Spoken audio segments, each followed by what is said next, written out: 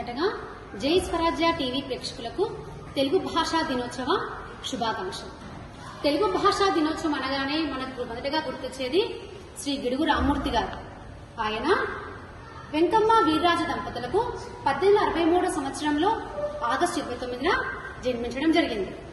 ఆయన చిన్నతనంలోనే తన తండ్రిని కోల్పోవడంతో తన మేనమామ గారింట చదువును సాగించడం జరిగింది. తన చిన్నతనంలోనే ప్రాథమిక భాషా మాధ్యమంలోనే చిన్న వయసులోనే తన ముఖలింగ దేవాలయ శాసనాలను చక్కగా చదివి ఆకలింపు చేసుకుని అర్థం చేసుకోగల గొప్ప దేశాలి. అంతేకాకుండా ఆయన యొక్క వాక్చాతుర్యానికి కానివ్వండి, ఆయన యొక్క లిపికి కానివ్వండి, బ్రిటిష్ వారు మెచ్చి శ్రీ రావ్ బహదూర్ అనే అవార్డును ఇవ్వడం అనేది జరిగింది. ఈ సందర్భంగా నేను ఒక చిన్న పద్యాన్ని ఆలపించబోతున్నాను.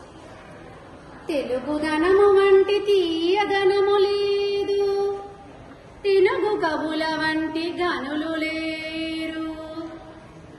తెలుగుదనము వంటి తీయదనము లేదు, తెలుగు కవుల వంటి గనులు లేరు. తెలుగు తల్లి సాధు జన కల్పవల్లిరా, తెలుగు తల్లి సాధు జన కల్పవల్లిరా. లలిత సుగుణజాల తెలుగు బాల. ఈ విధంగా మన మాతృభాషని మనం కాపాడుకుందాం. మాతృభాష ఎన్నటికీ మృత భాష కాదు.